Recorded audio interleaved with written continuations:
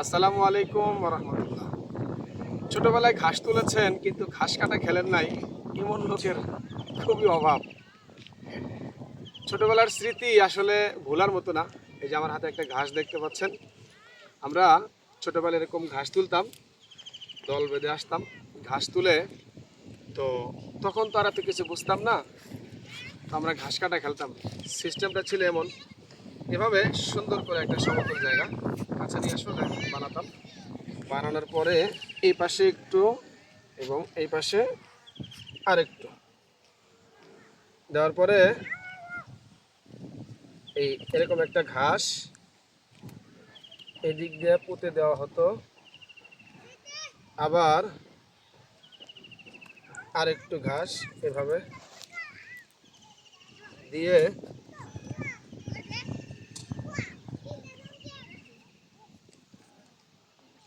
এই ঘাসটাকে এইভাবে দেওয়ার পর নির্দিষ্ট একটা দূরত্ব থেকে এভাবে, যেমন এতটুকু দূর জায়গা থেকে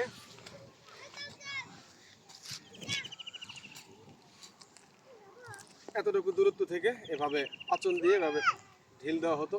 যে ঘাস কাটতে পারবে সবগুলো ঘাস তার।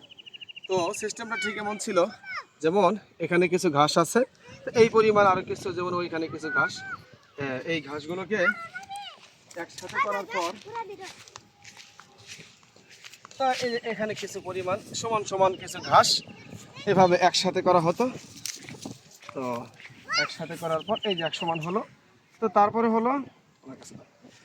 তারপরে হলো এসো, এই ঘাসটাকে একটু কাছে থেকে দেখেন, এই ঘাসটাকে যে কাটতে পারবে এই ঘাসগুলো তার। এটা হচ্ছে ঘাস কাটা খেলার সিস্টেম। দেখা যাক, বিসমিল্লাহ বলে শুরু করি। কে কাটতে পারে?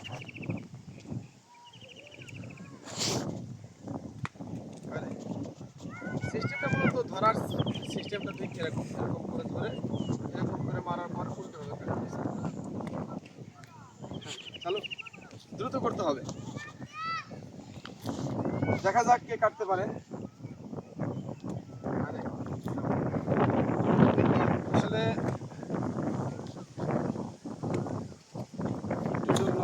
কাটলো না, নির্দিষ্ট দূরত্ব। ছোটবেলার যে অবস্থাটা ছিল সেটা হলো, তখন আর এত সময় লাগতো না, একটা দুটো কোপ দেওয়ার পরেই ঘাসটা কেটে যায়।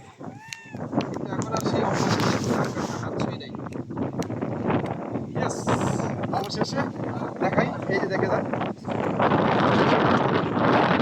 এই ঘাসটাকে এখানে লেগে, এই যে এখানে লেগে এই ঘাসের মাথা এই যে কেটে গিয়েছে। তখন এটাই সিস্টেম ছিল, যার যে ঘাস কাটতে পারবে সবগুলো ঘাস তার। সবাই ভালো থাকেন। আসসালামু আলাইকুম।